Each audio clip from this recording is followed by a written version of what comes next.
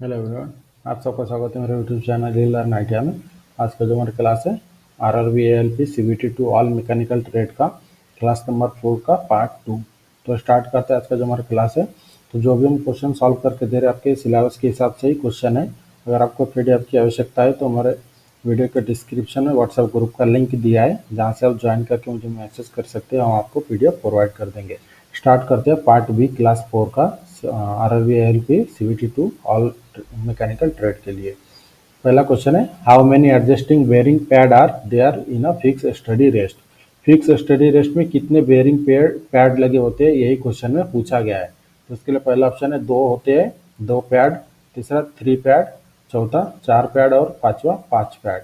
तो जो हमें क्वेश्चन में पूछा था कि जो फिक्स स्टडी रेस्ट होते हैं उसमें जो एडजस्टिंग बेयरिंग पैड लगे होते हैं तो वो कितने होते हैं फिक्स स्टडी रेस्ट में। तो इसका सही आंसर है ऑप्शन नंबर बी, 3 पैड लगे होते हैं, एडजस्टिंग बेयरिंग पैड लगे होते हैं फिक्स स्टडी रेस्ट में, और फॉलोअर स्टडी रेस्ट में 2 होते हैं। Next question, what is the name of the process. तो स्क्रीन पर आपको एक डायग्राम दिखाया गया है जो लेथ मशीन के ऊपर जो ऑपरेशन किया जा रहा है, तो इस ऑपरेशन का नाम क्या है ये हमें पहचानना है। तो इसके लिए पहला ऑप्शन है मिलिंग कटर मैन्युफैक्चरिंग, मतलब मिलिंग कटर को बनाया जा रहा है। दूसरा ऑप्शन है ड्रेसिंग अ ग्राइंडिंग व्हील, मतलब ग्राइंडिंग व्हील को ड्रेसिंग किया जा रहा है। तीसरा ऑप्शन है रीशार्पिंग ऑफ मिलिंग कटर, मतलब मिलिंग कटर को शार्प किया जा रहा है। या फिर चौथा ऑप्शन है टर्निंग अ ग्राइंडिंग व्हील, मतलब ग्राइंडिंग व्हील को टर्निंग किया जा रहा है। तो जैसे हमें क्वेश्चन में पूछा था कि स्क्रीन पर दिखाया गया जो प्रोसेस है हमारा ऑपरेशन है, तो इस ऑपरेशन का नाम क्या है। तो इसका आंसर है option number C, resharpening of milling cutter. Milling cutter को धार दिया जा रहा है, मतलब शार्प किया जा रहा है। Next question, where is the grinding attachment mounted on a lathe centre. Centre lathe machine में ग्राइंडिंग अटैचमेंट कहाँ पर माउंट किया जाता है, यही क्वेश्चन में पूछा है। तो इसके लिए पहला ऑप्शन है रियर टूल पोस्ट, दूसरा ऑप्शन है कंपाउंड रेस्ट, तीसरा ऑप्शन है टेलस्टॉक और चौथा ऑप्शन है लेथ बेड। तो जैसे हमें क्वेश्चन में पूछा था कि सेंटर लेथ के ऊपर ग्राइंडिंग अटैचमेंट को कहाँ पर माउंट किया जाता है, तो इसका आंसर है option number B, compound rest. Compound rest को निकालकर वहाँ पर ग्राइंडिंग अटैचमेंट को सेट किया जाता है लेथ मशीन के ऊपर।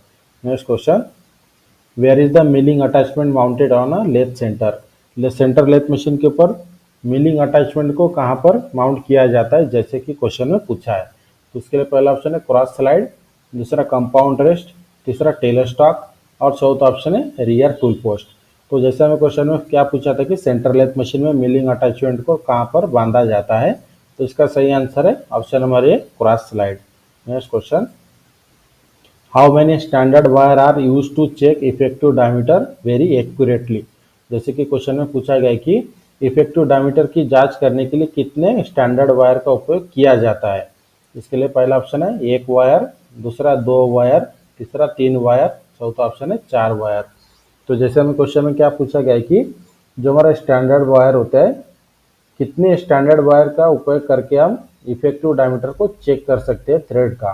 तो इसका जो सही आंसर आता है option number C, 3 wire method के साथ, 3 वायर मेथड के सहायता से हम थ्रेड का जो इफेक्टिव डायमीटर है उसे एक्यूरेटली चेक कर सकते हैं। Next question, what is the form of the no go anvil of the caliper gauge with roller type. Roller type के कैलिपर गेज के नो गो एनविल का क्या रूप होता है, जैसे क्वेश्चन में पूछा है। तो इसके लिए पहला ऑप्शन है हाफ थ्रेड फॉर्म, दूसरा करेक्ट शेप फॉर्म, तीसरा ट्रंकेट शेप फॉर्म और चौथा ऑप्शन है स्क्वायर शेप फॉर्म। तो जैसे हमें क्वेश्चन में क्या पूछा था कि रोलर टाइप के कैलिपर गेज के नोगो एनविल का आकार क्या होता है, यही क्वेश्चन में हमें पूछा था। तो इसका सही आंसर है option number D, square shape form, मतलब स्क्वायर आकार में बने होते हैं। Next question, which gauge is generally use to check internal thread. Internal thread को चेक करने के लिए सामान्यतः किस गेज का उपयोग किया जाता है। जो भी हमारा थ्रेड है, अगर मान लीजिए इंटरनल थ्रेड है, तो इंटरनल थ्रेड को अगर हमें चेक करना है तो उस समय कौन से गेज का उपयोग किया जाता है, यही हमें क्वेश्चन में पूछा है। तो इसके लिए पहला ऑप्शन है थ्रेड रिंग गेज, दूसरा थ्रेड कैलिपर गेज, तीसरा थ्रेड प्लग गेज और चौथा ऑप्शन है थ्रेड स्नैप गेज। तो जैसे हमें क्वेश्चन में क्या पूछा था कि इंटरनल थ्रेड को चेक करने के लिए सामान्यतः किस गेज का उपयोग किया जाता है, तो इसका सही आंसर है option number C, thread plug gauge. Next question, what is the types of measurement. तो स्क्रीन के ऊपर जो आपको डायग्राम दिखाया गया है, तो डायग्राम के सहायता से आपको क्या दिखाई दे रहा है कि जो हमारा एक थ्रेड है, थ्रेड का इंटरनल थ्रेड का जो साइज आपको चेक किया जा रहा है जैसे डायग्राम में, तो ये कौन सा साइज चेक किया जा रहा है इंटरनल थ्रेड का, यही हमें क्वेश्चन में पूछा है। तो इसके लिए पहला option major diameter, measuring major diameter मतलब बड़े मेजर डायमीटर को चेक किया जा रहा है थ्रेड का। दूसरा पिच डायमीटर को चेक किया जा रहा है थ्रेड का। तीसरा ऑप्शन है माइनर डायमीटर को चेक किया जा रहा है थ्रेड का। या फिर चौथा ऑप्शन है इफेक्टिव डायमीटर को चेक किया जा रहा है थ्रेड का। तो जैसे हम क्वेश्चन में क्या पूछा था कि दिखाए गए जो स्क्रीन पर जो डायग्राम है, डायग्राम में जो थ्रेड का मेजरमेंट है, ये कौन से टाइप का मेजरमेंट है, यही क्वेश्चन में पूछा था। तो इसका जो सही आंसर है option number C, measuring minor diameter, मतलब जो हमारा इंटरनल थ्रेड है, इंटरनल थ्रेड का सबसे छोटा डायमीटर को चेक किया जा रहा है प्रिसिशन रोलर और स्लिप गेज की सहायता से। Next question, what measurement is check in the image. तो स्क्रीन पर आपको एक थ्रेड का डायग्राम दिखाया गया है और वर्नियर कैलिपर के सहायता से जो साइज लिया जा रहा है, ये कौन सा साइज मतलब जो आपका कौन सा भाग का डायमेंशन को चेक किया जा रहा है, यही क्वेश्चन में पूछा है। तो इसके लिए पहला ऑप्शन है मेजरिंग मेजर डायमीटर, मतलब जो आपका बड़ा डायमीटर को चेक किया जा रहा है, या फिर जो आपका कोर डायमीटर को चेक कर रहे हैं, या फिर जो आपके पिच डायमीटर को चेक कर रहे हैं, या फिर जो आपका इफेक्टिव डायमीटर को चेक कर रहे हैं। तो जैसे हमें क्वेश्चन में पूछा था कि स्क्रीन पर दिखाए गए जो माप है यह क्या दर्शाया गया है इसमें, तो इसका जो सही आंसर है option number B, measuring core diameter. Core diameter मतलब माइनर डायमीटर ही होता है। यहाँ पे आपको सिर्फ कंफ्यूज करने के लिए दो नाम दिया जाता है, माइनर डायमीटर, कोर डायमीटर, दोनों एक ही होते हैं। माइनर डायमीटर मतलब थ्रेड का जो सबसे छोटा डायमीटर होता है उसे माइनर डायमीटर कहा जाता है। तो वर्नियर कैलिपर के सहायता से जो आपका जो हमारा इंटरनल थ्रेड है इसका माइनर डायमीटर को ही चेक किया जा रहा है। Next question, what is the formula to find the core diameter, मतलब कोर डायमीटर को कैलकुलेट करने के लिए कौन से फॉर्मूला का उपयोग किया जाता है। ध्यान में रखें, कोर डायमीटर मतलब होता है माइनर डायमीटर, माइनर डायमीटर मतलब सबसे छोटा डायमीटर। तो इसके लिए पहला फॉर्मूला है core diameter is equal to major diameter minus 2 into depth. दूसरा ऑप्शन है core diameter is equal to major diameter minus depth. तीसरा ऑप्शन है core diameter is equal to major diameter minus minor diameter. तो और चौथा option है core diameter is equal to major diameter minus pitch. तो जो हमें क्वेश्चन में पूछा था कि कोर डायमीटर को कैलकुलेट करने के लिए कौन से फॉर्मूला का उपयोग किया जाता है, तो जैसे इसका मैंने बता दिया था कि कोर डायमीटर मतलब माइनर डायमीटर होता है। तो इसका आंसर है option number A, core diameter is equal to major diameter minus 2 into depth. Next question, where is the fix steady rest clamp on a lathe. Fix steady rest को lathe पर कहाँ बांधते हैं, यही क्वेश्चन में पूछा है। इसके लिए पहला ऑप्शन है ऑन अ सैडल, मतलब सैडल पर। दूसरा कैरेज पर। तीसरा ऑप्शन है टूल पोस्ट पर। और चौथा ऑप्शन है लेथ मशीन के बेड पर। तो जैसे हमें क्वेश्चन में पूछा था कि फिक्स स्टडी रेस्ट को लेथ पर कहाँ पर बांधते हैं, तो इसका आंसर है option number D, on a lathe bed, मतलब लेथ मशीन के बेड पर इसे सेट किया जाता है। Next question, what is the device used in a lathe. तो स्क्रीन पर आपको जो डायग्राम दिखाया गया है, इसमें जो डिवाइस आपको दिखाया गया है, तो इस डिवाइस को क्या कहते हैं, यही क्वेश्चन में पूछा है। तो इसके लिए पहला ऑप्शन है जिग, दूसरा चक, तीसरा फेस प्लेट और चौथा ऑप्शन है टर्निंग पिक्चर। तो जैसे हमें क्वेश्चन में पूछा था कि what is the device used in a lathe, तो यह डिवाइस का उपयोग लेथ में कहाँ पर करते हैं, यही क्वेश्चन में पूछा था।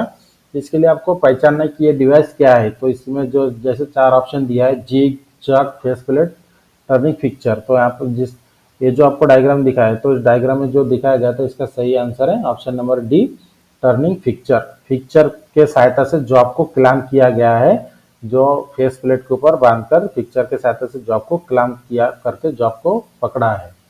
Next question, what are the standard diameter of tool makers button. Tool maker button का स्टैंडर्ड डायमीटर क्या है, यही क्वेश्चन में हमें पूछा है।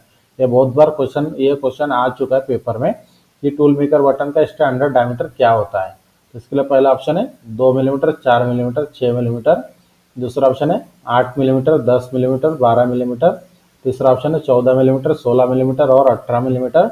और चौथा ऑप्शन है 20 मिलीमीटर, 22 मिलीमीटर और 24 मिलीमीटर। तो जैसे हमें क्वेश्चन में पूछा था कि टूल मेकर बटन का स्टैंडर्ड डायमीटर कितना होता है, तो इसका सही आंसर है option number B, 8 millimetre, 10 millimetre और 12 मिलीमीटर होता है टूल मेकर का standard diameter. Next question, what is the name of the device. तो स्क्रीन पर आपको एक डिवाइस का डायग्राम दिखाया गया है, तो इसे क्या कहा जाता है ये हमें पहचानना है। इसके लिए पहला ऑप्शन है रिंग गेज, दूसरा पिक्चर, तीसरा ड्रिल गेज, चौथा ऑप्शन है टूल मेकर बटन।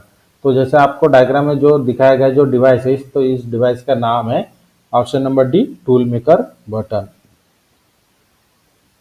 ये जो आपको दिखाया गया है ये हमारा होता है टूल मेकर बटन, जो स्क्रू के सहायता से फिक्स किया जाता है, और ये हमारा होता है tool maker button. Next question, which material is use to make the tool makers button? Tool maker button को बनाने के लिए कौन से मटेरियल का उपयोग किया जाता है? इसके लिए पहला ऑप्शन है हार्डन्ड स्टील, दूसरा टूल स्टील, तीसरा कास्ट स्टील, चौथा ऑप्शन है स्टेनलेस स्टील। तो जैसे हमें क्वेश्चन में क्या पूछा था कि टूल मेकर्स बटन को बनाने के लिए कौन से मटेरियल का उपयोग किया जाता है, तो इसका आंसर है option number A, hardened steel. Next question, what is the name of the part mark x in a telescopic gauge? Telescopic gauge का आपको एक डायग्राम दिखाया गया है स्क्रीन पर। इसके ऊपर जो एक्स के रूप में जो पार्ट आपको दिखाया गया है, इस पार्ट का नाम क्या है, यही क्वेश्चन में हमें पूछा है। तो इसके लिए पहला ऑप्शन है फिक्स्ड लेग, दूसरा प्लम्बर लॉक, प्लंजर लॉक, तीसरा टेलीस्कोपिक लेग, और चौथा ऑप्शन है मेजरिंग फेस। तो जैसे हमें क्वेश्चन में क्या पूछा था कि स्क्रीन पर दिखाए गए जो टेलीस्कोपिक गेज है, इसके ऊपर जो एक्स के रूप में जो पार्ट आपको दिखाया गया, इस पार्ट का नाम क्या है? तो इसका आंसर है ऑप्शन नंबर ए, फिक्स लेग। नेक्स्ट क्वेश्चन, ध्यान में रखें टेलीस्कोपिक गेज में एक फिक्स लेग होता है, एक एडजस्टिंग लेग होता है। फिक्स लेग जगह पर ही होता है, और एडजस्टिंग लेग जो आपके डायमीटर के हिसाब से वो कम ज़्यादा हम कर सकते हैं, फिर मूव होता है। Next question, what is the name of the instrument? तो स्क्रीन पर आपको मेजरिंग इंस्ट्रूमेंट का डायग्राम दिखाया गया है, तो इसे हमें पहचानना है कि ये कौन से टाइप का मेजरिंग इंस्ट्रूमेंट है। इसके लिए पहला ऑप्शन है प्लग गेज, दूसरा बोर डायल गेज, तीसरा ऑप्शन है टेलीस्कोपिक गेज, चौथा ऑप्शन है डेप्थ गेज। तो जो स्क्रीन पर आपको दिखाया गया जो डायग्राम है, जैसे क्वेश्चन में पूछा था कि स्क्रीन पर दिखाया गया जो डायग्राम है, इस डायग्राम का नाम क्या है, मतलब कौन सा मेजरिंग इंस्ट्रूमेंट है, तो इसका सही आंसर है option number C, telescopic gauge. Next question, what is the shape of a telescopic gauge? Telescopic gauge का आकार क्या होता है, यही क्वेश्चन में हमें पूछा है। तो इसके लिए पहला ऑप्शन है सी आकार का होता है, दूसरा यू आकार के होते हैं, तीसरा एल आकार के होते हैं, या फिर चौथा टी आकार के होते हैं। तो जैसे हमें क्वेश्चन में क्या पूछा था कि टेलीस्कोपिक गेज कौन से आकार के होते हैं, तो इसका सही आंसर है option number D, T shape में होते हैं। टेलीस्कोपिक गेज हमारा टी आकार में बने होते हैं। Question, what is the name of the instrument? तो स्क्रीन पर जैसा कि यहाँ पर आप देख सकते हो, स्क्रीन पर आपको एक मेजरिंग इंस्ट्रूमेंट का डायग्राम दिखाया गया है, तो इसे हमें पहचानना है कि ये कौन से टाइप का मेजरिंग इंस्ट्रूमेंट है, जैसा आप देख सकते हो डायग्राम के ऊपर। तो इसके लिए पहला ऑप्शन है टेलीस्कोपिक गेज, दूसरा इनसाइड माइक्रोमीटर, तीसरा बोर डायल गेज, चौथा ऑप्शन है माइक्रोमीटर एक्सटर्नल। तो जैसे हमें क्वेश्चन में क्या पूछा था कि स्क्रीन पर जो आपको एक मेजरिंग इंस्ट्रूमेंट का डायग्राम दिखाया गया है, जिसके ऊपर यहाँ पर आप देख सकते हैं मार्किंग वगैरह दिया है, तो ये कौन से टाइप का मेजरिंग इंस्ट्रूमेंट है, ये हमें पहचानना था।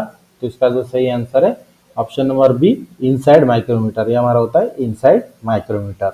Next question, what is the least count of inside micrometer? Inside micrometer का लिस्ट काउंट कितना होता है, यही क्वेश्चन में पूछा गया है। तो इसके लिए पहला ऑप्शन है 0.1 मिलीमीटर, दूसरा 0.01 मिलीमीटर, तीसरा ऑप्शन है 0.001 मिलीमीटर, और चौथा ऑप्शन है 0.02 मिलीमीटर। तो जैसे हमें क्वेश्चन में क्या पूछा गया कि इंटरनल माइक्रोमीटर का लिस्ट काउंट कितना होता है, तो इसका सही आंसर है option number B, 0.01 millimetre. Next question, how many types of split bearing are there? मतलब जो क्वेश्चन में पूछा गया है कि स्प्लिट बेरिंग कितने प्रकार के होते हैं। इसके लिए पहला ऑप्शन है 4 टाइप के होते हैं, दूसरा 3 टाइप के होते हैं, तीसरा 5 टाइप के होते हैं, या फिर चौथा 2 टाइप्स के होते हैं। तो जैसे हमें क्वेश्चन में पूछा है कि स्प्लिट बेरिंग कितने टाइप्स के होते हैं, तो इसका सही आंसर है ऑप्शन नंबर डी, 2 टाइप्स के स्प्लिट बेरिंग होते हैं। Next question, what is the name of the split bearing? तो स्क्रीन पर आपको एक स्प्लिट बेरिंग का डायग्राम दिखाया गया है, तो ये कौन से टाइप का स्प्लिट बेरिंग है, ये हमें पहचानना है। तो इसके लिए पहला ऑप्शन है फ्लैंज पैटर्न टाइप, दूसरा पैरेलल पैटर्न टाइप, तीसरा स्पेरिकल पैटर्न टाइप, और चौथा बूस्ट पैटर्न टाइप। तो जो यहाँ पर आप डायग्राम देख सकते हो, स्प्लिट बेरिंग का जो डायग्राम आपको दिखाया गया है, और जो हमें क्वेश्चन में पूछा था कि ये कौन से टाइप का स्प्लिट बेरिंग है, तो इसका आंसर है option number A, flange pattern type split bearing. Next question, what is the name of the split bearing? तो स्क्रीन पर आपको स्प्लिट बेरिंग का डायग्राम दिखाया गया है, तो इसे हमें पहचानने की ये कौन से टाइप का स्प्लिट बेरिंग है। इसके लिए पहला ऑप्शन है फ्लैंज पैटर्न टाइप, दूसरा पैरेलल पैटर्न टाइप, तीसरा स्फेरिकल पैटर्न टाइप, और चौथा ऑप्शन है बूस्ट पैटर्न टाइप। तो जैसे हमें क्वेश्चन में क्या पूछा था कि स्क्रीन पर दिखाया गया जो स्प्लिट बेरिंग है कौन से टाइप का स्प्लिट बेरिंग है, तो इसका सही आंसर है option number B, parallel pattern type. Next question, which one is used for producing a bore to a high degree of positional accuracy? उच्च सटीकता की स्थिति के लिए बोर का उत्पादन करने के लिए किसका उपयोग किया जाता है? इसके लिए पहला ऑप्शन है रीमर, दूसरा ड्रिल, तीसरा बोरिंग टूल और चौथा ऑप्शन है टैपिंग टूल। तो जैसे हमें क्वेश्चन में पूछा था कि हाई एक्यूरेसी की पोजिशनल बोरिंग के लिए कौन से किसका उपयोग किया जाता है, मतलब हाई एक्यूरेसी की पोजिशनल बोर के लिए किसका उपयोग किया जाता है, तो इसका जो सही आंसर है option number A, tapping tool. Next question, what is the operation? तो स्क्रीन पर आपको एक डायग्राम दिखाया गया है, जो हमारा जो डायग्राम में जो ऑपरेशन किया जा रहा है इस ऑपरेशन का नाम क्या है, जैसे कि हमें क्वेश्चन में पूछा है। तो इसके लिए पहला ऑप्शन है checking the height of job, मतलब जॉब की हाइट को चेक किया जा रहा है। दूसरा truing button with height gauge, मतलब हाइट गेज की सहायता से टूल मेकर बटन को ट्रू किया जा रहा है। तीसरा marking button with height gauge, मतलब हाइट गेज की सहायता से बटन की मार्किंग किया जा रहा है। और फिर चौथा ऑप्शन है setting button with height gauge, मतलब हाइट गेज के सहायता से बटन को सेट किया जा रहा है। तो जैसे हमें क्वेश्चन में क्या पूछा था कि दिखाए गए ऑपरेशन का नाम क्या है, तो इसका जो सही आंसर है option number D, setting button with height gauge, मतलब हाइट गेज के सहायता से बटन की सेटिंग किया जा रहा है। तो इस तरह से आज का जो हमारा क्लास था, क्लास नंबर जो फोर्थ नंबर का क्लास था, RRB ALP CBT 2 all mechanical trade के लिए, Turner fitter machinist all mechanical trade के लिए जो हमारा क्लास नंबर 4 था, इसमें हमने आपको 25 क्वेश्चन इंपॉर्टेंट सॉल्व करके दिया है। और जो भी हम क्वेश्चन सॉल्व करके दे रहे हैं आपके सिलेबस के हिसाब से हम सॉल्व करके दे रहे हैं। अगर आपको इसकी पीडीएफ की आवश्यकता है तो व्हाट्सएप ग्रुप का लिंक दिया है नीचे, जहाँ से आप ज्वाइन करके मुझे मैसेज कर सकते हैं, हम आपको पीडीएफ प्रोवाइड कर देंगे।